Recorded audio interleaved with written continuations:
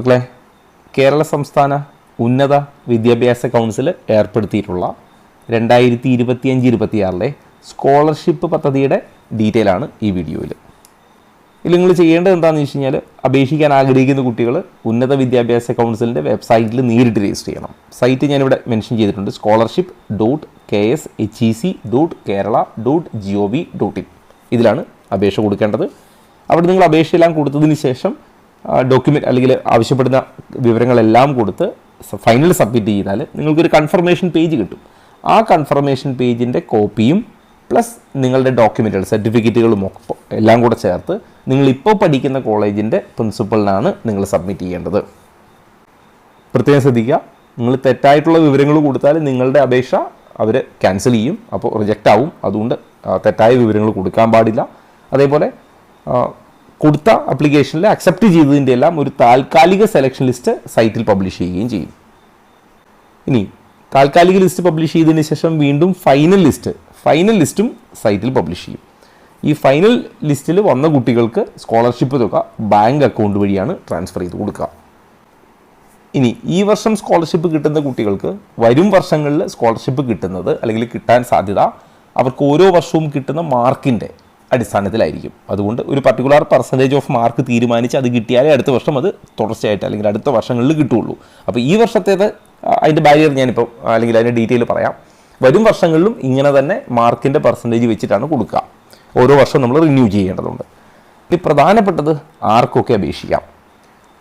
Science, social science, humanities, business studies വിഷയങ്ങളിൽ കേരളത്തിലെ government കോളേജിലോ എയ്ഡഡ് ആർട്സ് ആൻഡ് സയൻസ് കോളേജിലോ എയ്ഡഡ് കോഴ്സുകൾക്ക് പഠിക്കുന്ന, സെൽഫ് ഫിനാൻസിങ് കോഴ്സുകൾക്ക് പറ്റൂല, എയ്ഡഡ് കോഴ്സുകൾക്ക് പഠിക്കുന്ന 1ാം വർഷ ഡിഗ്രി വിദ്യാർത്ഥികൾക്കാണ് ഇത് അപേക്ഷിക്കാൻ പറ്റുക. ഗവൺമെൻറ് കോളേജിലോ എയ്ഡഡ് ആർട്സ് ആൻഡ് സയൻസ് കോളേജിലോ എയ്ഡഡ് കോഴ്സുകൾക്ക്, ഈ പറഞ്ഞ എയ്ഡഡ് ആർട്സ് ആൻഡ് സയൻസ് കോളേജിലെ സെൽഫ് ഫിനാൻസിങ് കോഴ്സിനാണെങ്കിൽ പറ്റില്ല, എയ്ഡഡ് കോഴ്സുകൾക്ക് മാത്രം. കഴിഞ്ഞില്ല, സമാനമായ കോഴ്സുകൾക്ക്, അതായത് ഇതേപോലുള്ള സയൻസ്, സോഷ്യൽ സയൻസ്, ഹ്യൂമാനിറ്റീസ് സബ്ജക്റ്റുകൾ IHRD അപ്ലൈഡ് സയൻസ് കോളേജുകളിൽ പഠിക്കുന്ന കുട്ടികൾക്കും അപേക്ഷിക്കാവുന്നതാണ്. ഇതൊക്കെ ഫസ്റ്റ് ഇയർ ഡിഗ്രി വിദ്യാർത്ഥികൾ മാത്രം അപ്ലൈ ചെയ്താൽ മതി. അപേക്ഷിക്കുന്നവർ ഇന്ത്യൻ പൗരന്മാരായിരിക്കണമെന്നുണ്ട്. പിന്നെ പ്രത്യേകം ശ്രദ്ധിക്കുക, പ്രൊഫഷണൽ കോഴ്സുകൾക്ക് പഠിക്കുന്ന കുട്ടികൾ അപേക്ഷിക്കേണ്ടതില്ല. അതായത് MBBS, BDS, നഴ്സിംഗ് അങ്ങനെയുള്ള പ്രൊഫഷണൽ കോഴ്സുകൾ പഠിക്കുന്നവരൊന്നും വേണ്ട. Degree, BSc course, BA course, BCom പോലുള്ള കോഴ്സുകൾ പഠിക്കുന്നവർ മാത്രം ചെയ്താൽ മതി. സ്കോളർഷിപ്പ് തുക നോക്കുക. ഫസ്റ്റ് ഇയറിൽ 12,000 രൂപയാണ് കിട്ടുക. സെക്കൻഡ് ഇയറിൽ നിങ്ങൾ റിന്യൂ ചെയ്ത് നിങ്ങൾ എലിജിബിൾ ആയാൽ 18,000 രൂപ, തേർഡ് ഇയറിൽ 24,000 രൂപ, ഫോർത്ത് ഇയർ അങ്ങനെ ഇൻ്റഗ്രേറ്റഡ് പ്രോഗ്രാമുകളൊക്കെ ആണെങ്കിൽ 40,000 രൂപയാണ് കിട്ടുക. ഇനി അപേക്ഷിക്കാനുള്ള സമയം ഇന്നുവരെയാണ് നോക്കുക. ഫെബ്രുവരി 28 വരെ അപേക്ഷിക്കാം.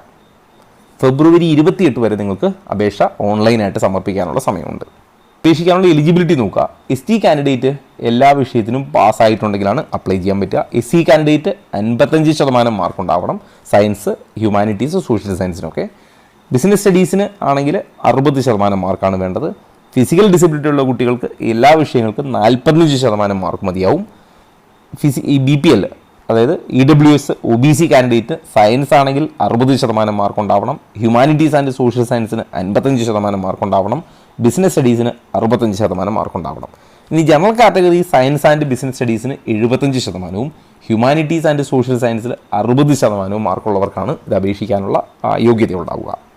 സ്കോളർഷിപ്പിനെ സംബന്ധിച്ച് ബേസിക് ഡീറ്റെയിൽസ് ഒക്കെ ഞാൻ പറഞ്ഞിട്ടുണ്ട്, നിങ്ങൾക്കിനി അപ്ലൈ ചെയ്യാവുന്നതാണ്. ഇനി ഇതുമായിട്ട് ബന്ധപ്പെട്ട് മറ്റ് അപ്ഡേറ്റുകൾ വന്നാൽ ഞാൻ കമ്മ്യൂണിറ്റിയിൽ പോസ്റ്റ് ചെയ്യാം. കമ്മ്യൂണിറ്റിയുടെ ലിങ്ക് കമൻറ്റ് ബോക്സിൽ പിൻ ചെയ്തിട്ടുണ്ട്. എൻട്രൻസ് സംബന്ധമായ വാർത്തകളും അപ്ഡേഷനുകളും ഏറ്റവും വേഗം ആധികാരികമായി അറിയാൻ സബ്സ്ക്രൈബ് ചെയ്യുക, ബെൽ ഐക്കൺ അമർത്തുക. ഈ വീഡിയോ മറ്റ് സുഹൃത്തുക്കളിലേക്കും ഷെയർ ചെയ്ത് നൽകുക.